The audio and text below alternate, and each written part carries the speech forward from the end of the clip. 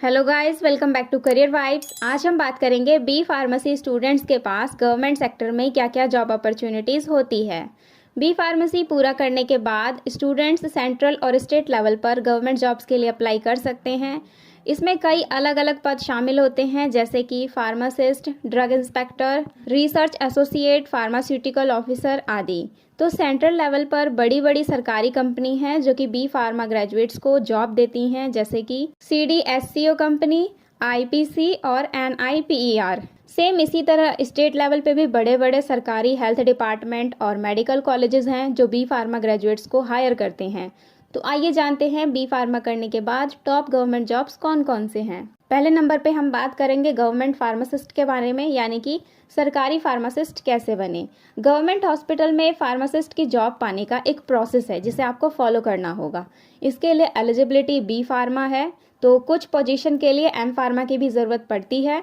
तो B pharma के बाद आपको रजिस्टर्ड फार्मासिस्ट का लाइसेंस लेना होगा, जिसके लिए आपको NAPLEX एग्ज़ाम क्लियर करना होगा। इसे क्लियर करके आपको लाइसेंस मिल जाएगा। इसके बाद आप जिस भी किसी सरकारी हॉस्पिटल में फार्मासिस्ट बनना चाहते हैं वहाँ का एग्ज़ाम क्लियर करना होगा और आखिरी स्टेप होगा आपको इंटरव्यू क्लियर करने का। गवर्नमेंट फार्मासिस्ट जो होते हैं इनकी वैकेंसी कई अलग अलग ऑर्गेनाइजेशन में निकलती है।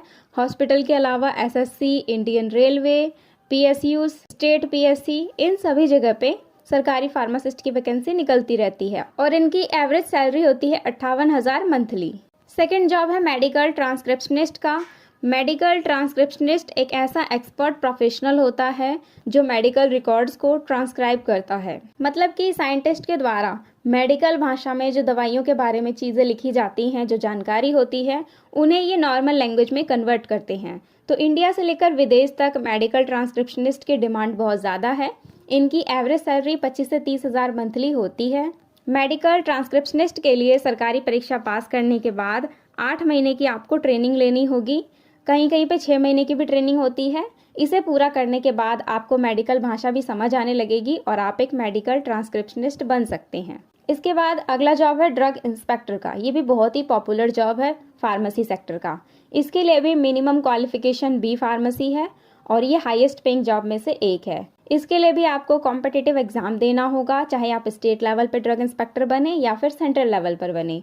तो ड्रग इंस्पेक्टर की शुरुआती सैलरी 44,000 मंथली से लेकर के 1,42,000 मंथली होती है। तो ड्रग इंस्पेक्टर की भर्ती ज़्यादातर मामलों में SSC ही कराती है या फिर स्टेट PSC कराता है। नकली और नशीली दवाइयों को ख़त्म करना, दवा आदि के नियम और शर्तों के बारे में लोगों को जागरूक करना, ये काम होता है ड्रग इंस्पेक्टर का। नेक्स्ट जॉब है फार्माकोविजिलेंस ऑफिसर का। इनका काम होता है दवाई बनाने के प्रोसेस को करीब से नज़र रखना, इसके साथ ही दवाई के साइड इफ़ेक्ट्स का पता लगाना। ये सब फार्माकोविजिलेंस ऑफिसर का काम होता है। किसी भी सरकारी संस्था में फार्माकोविजिलेंस ऑफिसर बनने के लिए आपको एक रिटन एग्जाम और इंटरव्यू देना होगा। इनकी सैलरी मंथली 35,000 के आसपास होती है। नेक्स्ट ऑप्शन है प्रोफेसर या टीचर बनने का। ये ऑप्शन हर एक फील्ड में होता है। इसी तरह बी फार्मा में भी आपको प्रोफेसर और टीचर बनने का ऑप्शन मिलता है। अगर आप टीचिंग में जाना चाहते हैं तो बी फार्मा के बाद आपको B.Ed करना होगा। B.Ed नहीं करते हैं तो आपको कम से कम M फार्मा तो करना ही होगा, तभी आप टीचिंग में जा पाएंगे। और इसके लिए आपको CTET, TET जैसे एग्जाम क्लियर करने होंगे, फिर आप एक प्रोफेसर या टीचर बन सकते हैं। तो ये जानकारी आपको कितनी हेल्पफुल लगी कमेंट करके ज़रूर बताइएगा और हमारे चैनल को सब्सक्राइब करके बेल आइकन भी ज़रूर प्रेस करें। Thank you so much for watching this video.